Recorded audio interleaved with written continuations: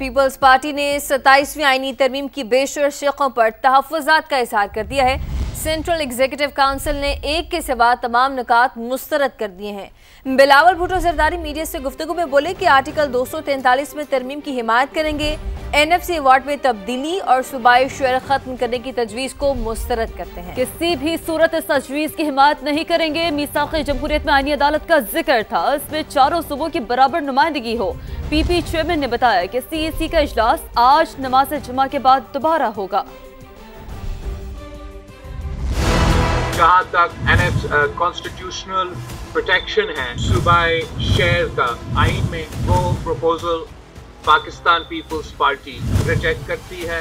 जो प्रपोजल्स आए हैं उस प्रपोजल का हमायत पाकिस्तान पीपल्स पार्टी करने के लिए तैयार नहीं है। हमारा फील्ड मार्शल का जो ओहदा ये अब मिला है, ये जंग की भारत को शिकस्त दिलवाने के बाद का, इस सिर्फ ये जो आईनी तरमीम हमारे सामने है वो पाकिस्तान पीपल्स पार्टी की सेंट्रल एग्जीक्यूटिव कमेटी ने मुझे इजाज़त दी है कि पाकिस्तान पीपल्स पार्टी इसका हमायत करे। बाकी जो पॉइंट्स हैं या वो पूरी तरह से मुस्तरद हुए हैं या हमारा गुफ्तगू उन पे कंटिन्यू होगा। पीपल्स पार्टी की सेंट्रल एग्जीक्यूटिव कमेटी का इजलास आज फिर होगा। चेयरमैन पीपल्स पार्टी बिलावल भुट्टो जरदारी सदारत करेंगे। इजलास में 27वीं आईनी तरमीम पर मजीद मुशावरत होगी। इसी बारे में मजीद जानते हैं हफीज़ बलोच से। जी हफीज़, बताइएगा क्या तफसीलात हैं? जी बिल्कुल, पाकिस्तान पीपल्स पार्टी की सेंट्रल एग्जीक्यूटिव कमेटी का एक बार फिर आज 4 बजे बिलावल हाउस कराची में इजलास होगा। गुज़िश्ता शब रात गए तक ये इजलास जारी रहा। मुख्तलिफ अराकीन को 27वीं आईनी तरमीम के मुख्तलिफ नुकात पर बात करने का मौका नहीं मिला, जिसकी वजह से इजलास को मौखर करके आज दोबारा रखा गया है। 27वीं आईनी तरमीम में आज जो इजलास में बात और मशावरत होगी उसमें आईनी अदालत समेत दीगर नुकात पर गौर होगा और पीपल्स पार्टी की सेंट्रल एग्जीक्यूटिव कमेटी है अपनी मशावरत मुकम्मल करने के बाद जो अपने सिफारिशात हैं वो मरतब करेगी और वफाकी हुकूमत के सामने रखेगी। ज़राए पीपल्स पार्टी का कहना है कि NFC अवार्ड और दीगर जो सूबाई महकमों के मामलात हैं उसके हवाले से वफाकी हुकूमत के साथ पीपल्स पार्टी के मामला तय हो जाएंगे और सेंट्रल एग्जीक्यूटिव कमेटी के इजलास में दीगर जो पार्लिमानी जमातें हैं उनके रहनुमाओं से भी मुलाकात करने का फ़ैसला किया गया है। मौलाना फजल रहमान हो या मुत्तहिदा कौमी मूवमेंट के मरकज़ी क़यादत, उनसे भी जल्द इन पीपल्स पार्टी के कायदीन की मुलाकात मुतवक्का है। जी ठीक है हफीज़, बहुत शुक्रिया आपका, आपने हमें अपडेट किया। दूसरी जानिब हुकूमत पीपल्स पार्टी के 27वीं तरमीम पर तहफ़्फ़ुज़ात दूर करने में नाकाम।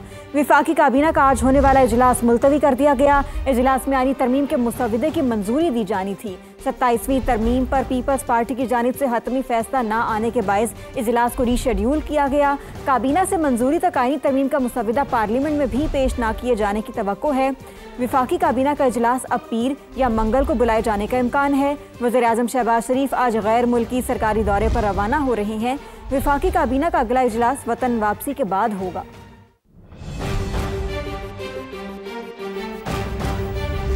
जिक्र एक और अहम राब्ते का। हुकूमत ने 27वीं आईनी तरमीम पर JUI से राब्ता कर लिया। हिमायत की दरख्वास्त मौलाना फजल रहमान ने मुकम्मल तहरीरी मुसवदा फराहम करने का मुतालबा कर दिया।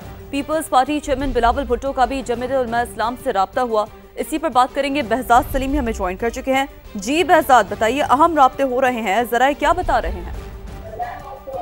जी, 7वीं आईनी तरमीम पर जोड़ तोड़ जारी है और इस वक्त हुकूमत की जानिब से JUI की क़यादत से इसी हवाले से राब्ता किया गया है। हुकूमत की JUI से 27वीं आईनी तरमीम के लिए हमायत की जो दरख्वास्त है वो सामने आई है। इस हवाले से JUI के ज़राए ने बताया कि मौलाना फजल रहमान ने आईनी तरमीम का मुकम्मल तहरीरी मुसवदा जो है वो हुकूमत से फराहम करने का मुतालबा कर दिया है। इस हवाले से हुकूमती जो रहनुमा है उन्होंने मौलाना फजल रहमान से राब्ता किया, जबकि पीपल्स पार्टी के चेयरमैन बिलावल भुट्टो जरदारी ने भी JUI की क़यादत से राब्ता किया है और बिलावल भुट्टो जरदारी ने 18वीं आईनी तरमीम रोल बैक न करने के हवाले से जो है वो यकीन दहानी कराई है और इसी हवाले से अब मौलाना फजल रहमान ने JUI का जो मशावरती इजलास है आज 2 बजे मशावरती इजलास JUI का आज 2 बजे तलब कर लिया गया। बहुत शुक्रिया, आपने अपडेट किया। मुल्क को मजीद मजबूत बनाने के लिए कोई तरमीम आती है तो ज़रूर करनी चाहिए। वज़ीर आला पंजाब मरियम नवाज की 27वीं तरमीम की हिमायत। ब्राज़ील जाते हुए लंदन में मुख्तसर क़याम के दौरान गुफ्तगू करते हुए कहा कि किसी भी तरमीम से पंजाब के इख्तियारात वफाक को मुंतकिल नहीं हो रहे, ये महज कयासराइयाँ हैं।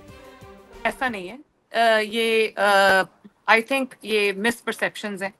मेरे ख्याल पाकिस्तान में जब से ये शहबाज शरीफ साहब की हुकूमत आई है, पाकिस्तान की जो जमहूरी क़यादत है, पाकिस्तान की जो अस्करी क़यादत है, उन्होंने इस वक्त जो मिल के पाकिस्तान के लिए काम किया है, हर रोज पाकिस्तान से एक अच्छी खबर आती है। तो अगर पाकिस्तान की तरक्की के लिए, पाकिस्तान को मजबूत बनाने के लिए, पाकिस्तान को बेहतर बनाने के लिए अगर कोई आईनी तरमीम करनी पड़ती है तो जरूर करनी चाहिए, लेकिन नीयत अच्छी है। जो उनकी क़यादत में जो उन्होंने वॉर टाइम लीडरशिप प्रोवाइड किया पाकिस्तान को, इंडिया ने जब अटैक किया तो उसका जिस तरह जवाब दिया, पाकिस्तान के तैयारों ने जिस तरह भारतीय तैयारों को, जो फ्रेंच तैयारे थे उनको गिरा दिया, तो और उस जंग जीती, जेन्युइनली एक जंग जीती। आई थिंक उसमें जो हमारे फील्ड मार्शल साहब हैं उनको और उनकी पूरी जो हमारी अफवाज पाकिस्तान है उनको पूरा क्रेडिट जाता है।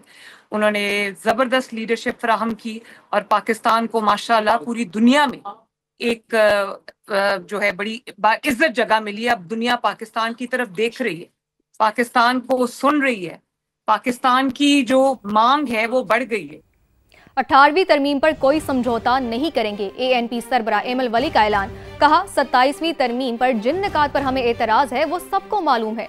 सूबाई खुद मुख्तारी की हिफाजत करेंगे, मजबूत पार्टियां हिम्मत कर ले, हम साथ खड़े हो जाएंगे। 18th amendment पे we don't have any sort of position कि जिस पे हम कॉम्प्रोमाइज़ करें। सूबाई खुद मुख्तारी की हिफाजत हम करेंगे, वो हमारा नज़रिया है। बाकी हम तो बेचारे मौके की 2-3 सीट वाली पार्टियाँ हैं, हमारे ऐसी कोई वैल्यू नहीं जो हमें 18th अमेंडमेंट से पीछे करे। बाकी इंशाल्लाह केबल होने दे, इंतज़ार करें, जो अफवाहें हैं इसमें ज़्यादा कुछ नहीं। इस्लामाबाद से गिरफ्तार हामिद रजा को फैसलाबाद की इंसदाद दहशतगर्दी अदालत में पेश कर दिया गया। अदालत ने सुन्नी इत्तेहाद कौंसिल के सरबराह को जेल भिजवा दिया। पुलिस के मुताबिक हामिद रजा को गुज़िश्ता रात इस्लामाबाद से गिरफ्तार किया गया था। PTI ने दावा किया कि पेशावर से फैसलाबाद जाते हुए हिरासत में लिया गया। सुन्नी इत्तेहाद कौंसिल के सरबराह को 9 मई केस में 10 साल सजा सुनाई गई थी। अदालत के फैसले के बाद हामिद रजा मफरूर थे।